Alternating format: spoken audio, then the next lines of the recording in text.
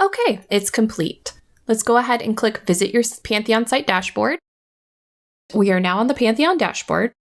And first and foremost, we need to install WordPress in the dev environment. Installing WordPress first is a crucial step. And if you skip this and start to initialize your test and live environments, you will have to install WordPress 3 times. So we are on the dev. We're going to click Visit Development Site. We're going to click that, and then we're going to fill in our information here.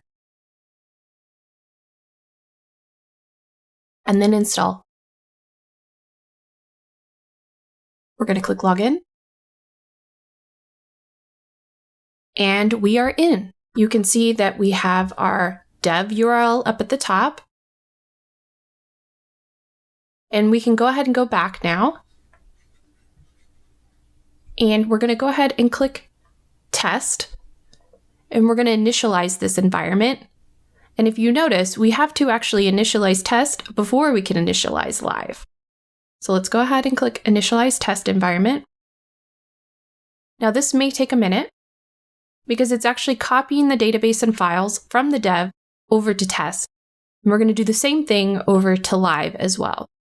And that's where that crucial part comes in, where we've deployed WordPress and installed it in the dev environment. So when we make these copies, it's being carried over. Versus if you do it the other way around, you're going to have to go into each instance and install WordPress in each one.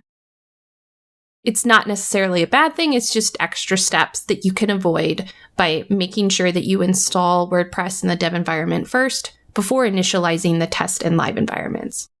So while the test environment is setting up, I did want to discuss our Pantheon workflow. It's something that we're known for, that we stand out with. The development environment is always going to have the latest code, and live is going to have the latest content, and test is where the two meet.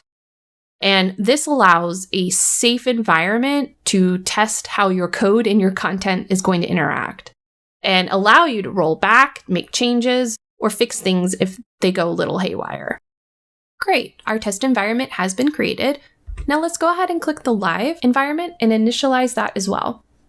This will also take a minute, so we'll be right back. Excellent, we now have our live environment. Let's proceed to making some code changes on our site.